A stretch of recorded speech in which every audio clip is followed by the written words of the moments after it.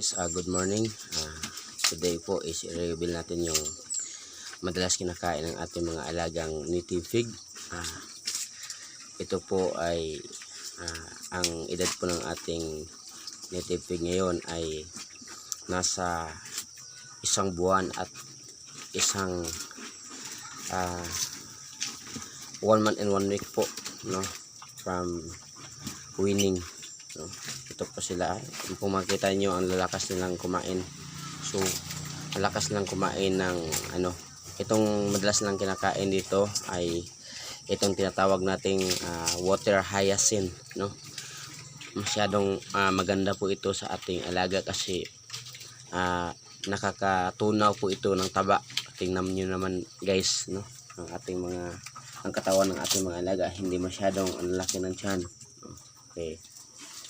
So ito po ay Madre de Agua. Pero tingnan nyo guys kung gaano sila kalakas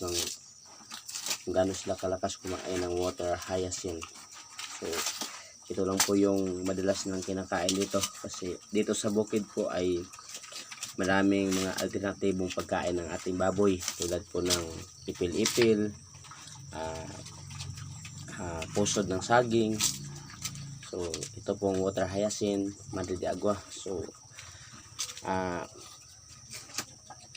gumagamit tayo ng feeds dito pero I think mga 25% lang ang nako-consume nila. So mas more on organic po sila. So ito kumakain din po ito ng dahon ng saging. So tingnan nyo guys. At saka kung ito yung madalas kinakain nila is maganda po yung kanilang pagtatae, no? Maganda ang kanilang pagtatae.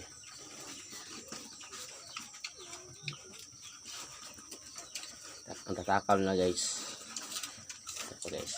Ang tatakal ng kumain ng water hyacinth. So maganda rin po itong i-ferment, no? Itong water hyacinth. So maganda rin po itong gawing pagkain ng ating mga manok. Kung sino po yung may manokan dyan, maganda rin po itong ipakain ng ating mga alagang manok, no. Ipiferment lang po natin, lagyan natin ng asin at saka asukal. 2 and 3 weeks po ang tagal. So sa akin po ay kung hindi ko po nabubuksan po yung yung piniferment natin, fresh po ang ating pinapakain sa kanila. So ito na po yung ang lulusog naman guys, kahit mga organic lang ang madalas lang kinakain. Ito guys.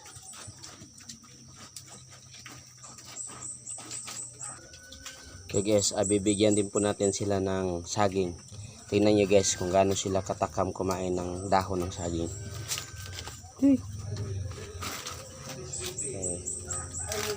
Okay guys, tingnan nyo guys.